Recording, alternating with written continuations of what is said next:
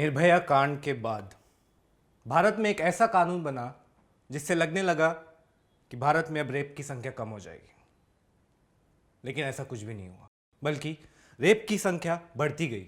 26 नवंबर 2019 को फिर एक बार ऐसा जघन्य अपराध किया गया।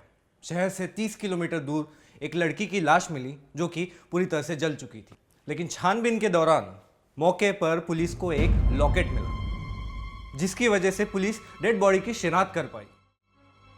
दीदी, आपके चक्कर में ना मुझे कॉलेज वाले पक्का बाहर कर देंगे।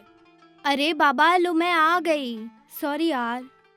क्या बात है, आज तो बहुत स्मार्ट लग रहे हो आप। नजर न लग जाए किसी की। अच्छा है ना मम्मा? हाँ, मम्मी पापा कहाँ चले गए सुबह सुबह? पापा तो सुबह 8 बजे ही निकल गए। कहाँ? बाहर चले गए कोई काम ओके से। ओके, फोन आ रहा है। हेलो, अच्छा मुझे आधा घंटा लगेगा, मैं आधे घंटे में पहुंचती हूँ। ओके ठीक है।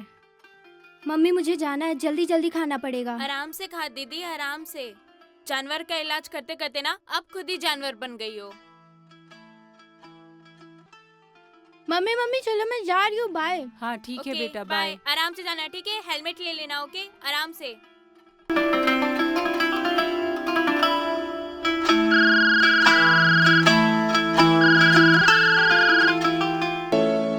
हाँ मैं निकल गई हूँ। अरे आपसे ज्यादा मुझे पपी की टेंशन है। हाँ मैं आ रही हूँ, ठीक है।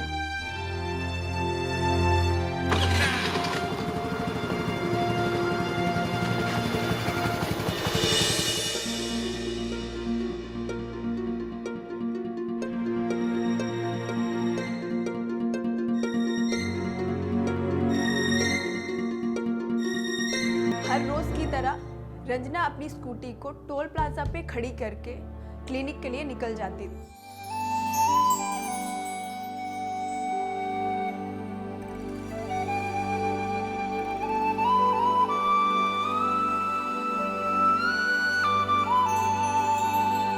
आप रुको, मैं आ रही हूँ। ठीक है मैम।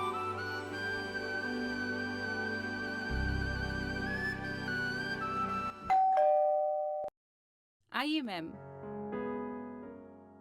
अले सो क्यूट।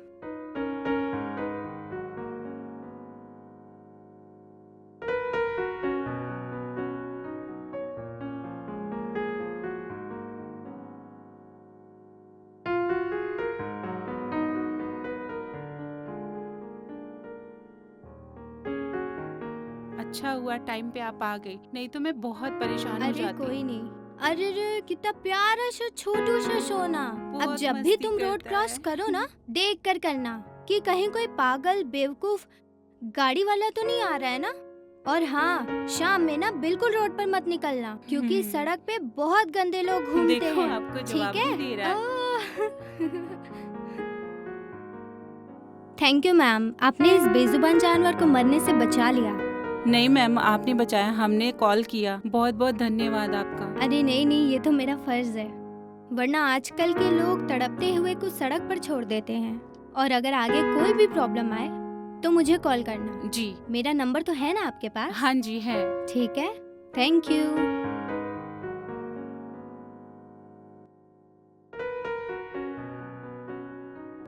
उसी रात को रंजना टोल प्लाजा पे खड़ी अपनी स्कूटी को लेने आई थी।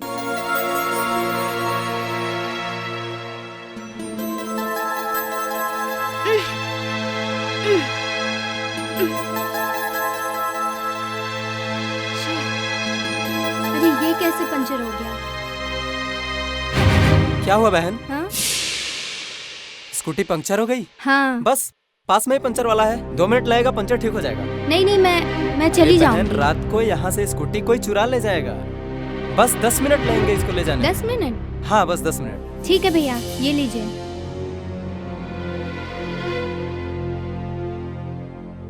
रंजना ने उस अजनबी लड़के पर भरोसा करके उसे अपनी स्कूटी का पंचर ठीक करवाने के लिए बोल दिया।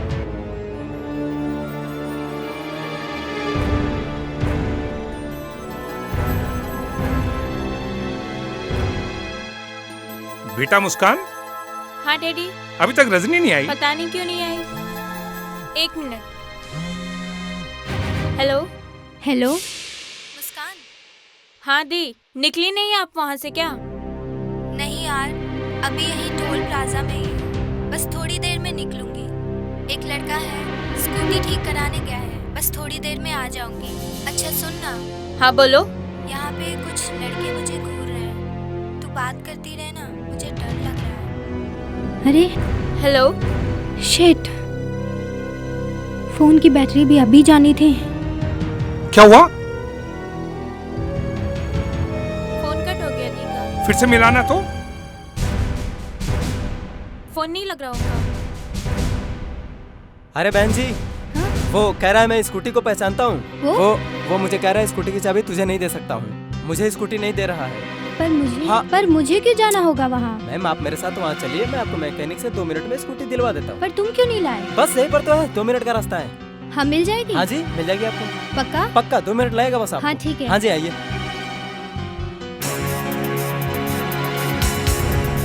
पक्का स्कूटी ठीक हो गई है हाँ ना? हाँ ठीक हो गई स्कूटी। चल दिलाते हैं इसको। चल चल अरे मेरे रंजना के घर पर वक्त पर ना पहुंचने पर उनके पिता ने उनको कई बार कॉल किया और उनका फोन स्विच ऑफ आ रहा था।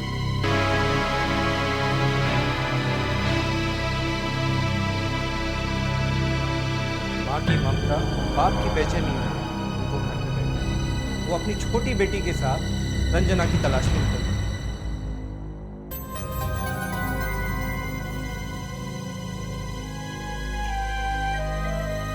जब काफी खोजबीन के बाद रंजना का कुछ पता न चला। सर, मेरी बेटी कई घंटों से गायब है। आप कोई एक्शन क्यों नहीं लेते? अरे क्या होगा एक्शन लेके? अरे आपकी बेटी पढ़ी लिखी है, डॉक्टर है। अरे वो गई होगी किसी लड़के के साथ। आप फालतू में परेशान हो रहे हैं यार।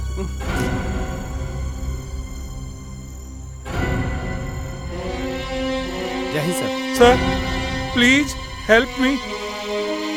सर मेरी बेटी वेटनरी डॉक्टर है। वो हर रात 9:30 बजे तक घर आ जाती है, पर वो अभी तक घर नहीं पहुंची। क्यों? रिपोर्ट क्यों नहीं लिखी तुमने इनकी? वो सर, इनकी बेटी पढ़ी लिखी है, डॉक्टर है। वो कहाँ गई होगी सर? मैंने सोचा आ जाएगी। महेश, क्यों जो डॉक्टर होते हैं उनकी कोई प्रॉब्लम नहीं होती है क्या? तुम जैसे पुलिस वालों के सोच की वजह से हमारा डिपार्टमेंट बदनाम है। जाओ तलाश करो इनकी बेटी को। जी सर, मैं अभी रिपोर्ट लिखता हूँ सर। नहीं, रिपोर्ट कोई और लिख लेगा। तुम जाओ जल्दी जाओ। Okay sir. थाना इंचार्ज के कहने पर एक पुलिस जीप दोनों बाप बेटी को लेकर रंजना की तलाश में निकल पड़ी, लेकिन रंजना का कहीं कुछ पता नहीं चला। इसलिए सब लोग वापस पुलिस स्टेशन आ गए।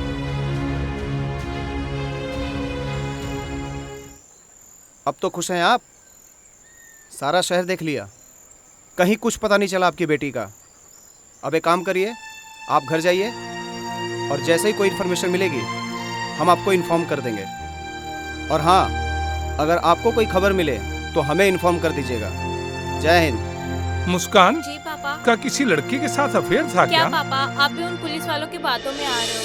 अगर ऐसा कुछ होता तो दीदी मुझे बताती ना। और अगले ही दिन पुलिस को एक अधजली लड़की की डेड बॉडी मिली।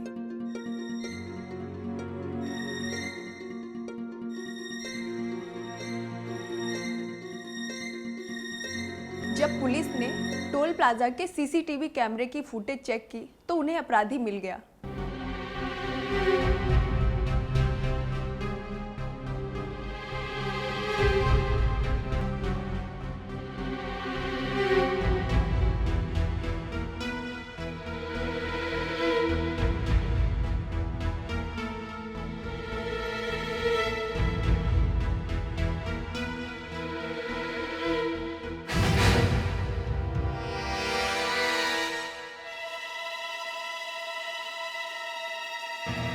इस प्रूफ के बाद पुलिस को एक और कड़ी मिली। पुलिस को फोन आपने ही किया था? यस सर, मैंने ही किया। बताओ क्या जानते हो? सर कल रात 12 बजे के समय एक लड़का आया था जिसके हाथ में प्लास्टिक की बोतल थी। उसने 1 लीटर पेट्रोल मांगा, लेकिन हमने मना कर दिया। क्योंकि सर बोतल में डीजल और पेट्रोल देना मना है। उसने बहुत जिद की, फिर भी हमने मना कर दिया, लेकिन उसके बॉडी लैंग्वेज से लग रहा था कि कुछ गड़बड़ है, इसीलिए थोड़ी दूर उसका मैंने पीछा भी किया। फिर मैंने देखा अगले पेट्रोल पंप में वो लड़का चला गया। मैं वापस आ गया। आज सुबह जब मैंने न्यूज़ देखी तब आपको कॉल किया। अच्छा, ये वीडियो में दिख रहा है, यही लड़का है? गौर से देखो। जी सर, यही है। यही है? जी ठीक है। जी जी। और छानबीन के बाद उस लड़के जीवा को पुलिस पकड़ने में कामयाब। सर सर सर मैंने कुछ नहीं किया सर। ये तू है ना? जी जी जी सर, मैं हूँ। कहाँ लेके गया था लड़की को? साहब मैं लड़की को लेके कहीं नहीं गया था, मैं तो बस उसकी स्कूटी ठीक कराने लग गया था। फिर जला के क्यों मार डाला उसे? साहब मैंने नहीं मारा, वो असलम ने मारा। ये असलम कौन है? साहब मेरा दोस्त, जिसका सारा प्लान था ये। साहब हम रोज उसे स्कूटी पे आते जाते देखते थे। उस दिन भी जब उसने टोल प्लाजा पे अपनी स्कूटी खड़ी की, हम सब वही थे।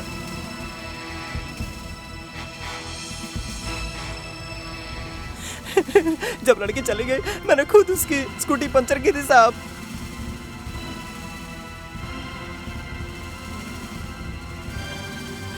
और फिर हम लोग लड़की के आने का वेट करने लगे। फिर रात होने पे असलम ने हमें खूब सारी दारू पिलाई और हम सब दारू के नशे में थे सर। जो उसने कहा वो हम सब करते चले गए। सब कुछ वैसा ही हो रहा था जैसा असलम चाहता था।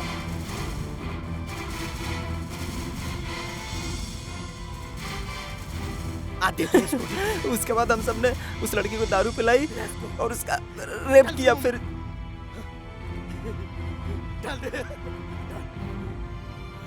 फिर बर जाने के बाद हम सब उसको उठा के ले गए।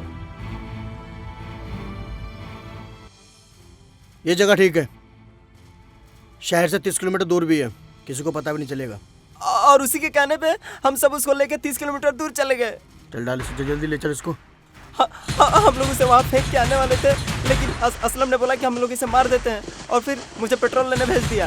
फिर जब मैं पेट्रोल लेके आया तो असलम ने पेट्रोल छिड़क के आग लगा दी। वही जल के मर गए साहब। मैंने कुछ नहीं किया साहब, मुझे छोड़ दो।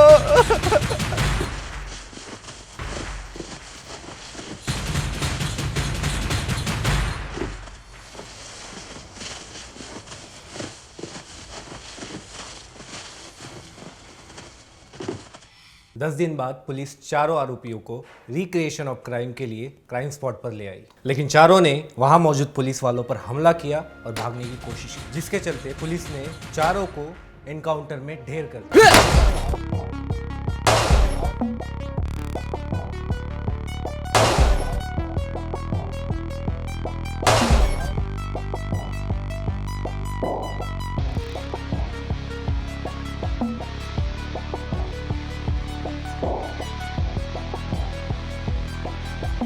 आखिर रंजना को सिर्फ 10 दिन बाद ही इंसाफ मिल गया। शायद इस वारदात से भगवान भी असहज हो चुके थे। वो भी चाहते थे कि रंजना के कातिलों को जल्द से जल्द सजा हो, इसलिए शायद ये एनकाउंटर हुआ हो। तू मेरा ध्यान तो रख लेती है। और नहीं तो क्या, मैं नहीं रखूंगी तो कौन रखेगा?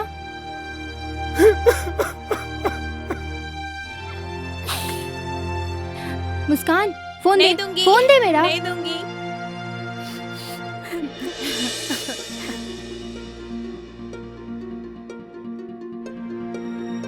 कहते हैं कि शराब स्वास्थ्य और दिमाग दोनों को ही कमजोर करता है। क्या हुआ है ऐसे समाज को कि शराब के नशे में इंसानियत को भूल बैठी है? समाज में 80% वारदात होती है जो कि शराब के नशे में की जाती है। अगर आप भी शराब पीते हैं तो इससे दूरी नहीं। जय हिंद।